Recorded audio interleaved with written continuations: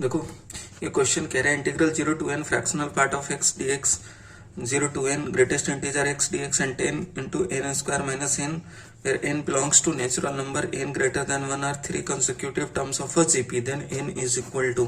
ठीक है, आप देखो फ्रैक्शनल पार्ट ऑफ x आप जानते हो, ये ग्राफ होता है इसका। तो आप देखो जो 0 से 1 से होगा उतना ही 1 से 2 में होगा। तो आप देखो n कोई कह रहा है नेचुरल नंबर है, तो हम देखो अगर 1 से किया तो 1/2, 2 पर किया तो 2 into 1/2, यही तो होगा, दोनों का एरिया ऐड हो जाएगा अगर ये 2 है तो। ठीक है, तो आप देखो n into 1/2 हो जाएगा इसका इंटीग्रेशन। ठीक है, तो ये हो गया आपका फर्स्ट टर्म। अब देखो ग्रेटेस्ट इंटीजर x वाला, ये देखो 1, ये देखो ये 2 और ये 1। अब आप देखो n इक्वल टू 1 लिखेंगे तो 0 आया, n इक्वल टू 2 लिखेंगे तो 1 एरिया आएगा। क्यों 1 एरिया आएगा? 2 - 1 1 into 1, तो ये एरिया 1 आएगा। ठीक है, तो आप देखो n इक्वल टू 0 रखे तो ये, तो ऐसे करके हम लिख सकते हैं 1 + 2 up to प्लस n - 1, यही तो आएगा।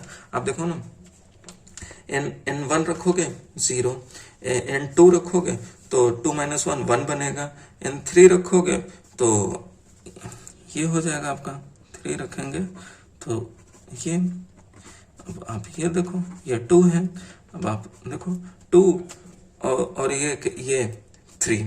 ठीक है, तो 1 + 2 बनेगा। ठीक है, तो 3 आएगा, तो ये ऐसे लिखेंगे। अब इसको देखो आप जीपी, ये एपी है तो इसको एपी के टर्म में लिखो, तो क्या लिखेंगे?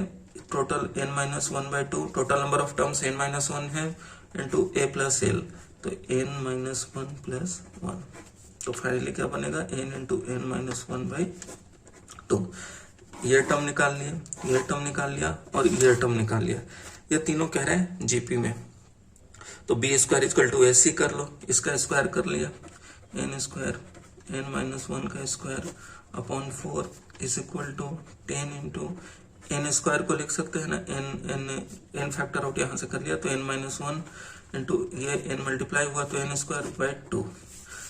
n² से n² काट दिया, ये 2। अब यहाँ से लिख लिया n - 1 का whole square is equal to 20 times n - 1। यहाँ से फैक्टर आउट कर लो n - 1 बाहर, तो क्या लिखेंगे? n - 1 - 20 is equal to 0।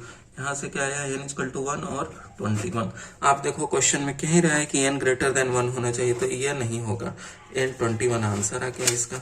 ठीक है, बहुत आसानी से इसका अप्रोच लेकर के बस फंडामेंटल क्लियर रहना चाहिए, तुरंत हमने आपको बता दिया। ठीक है।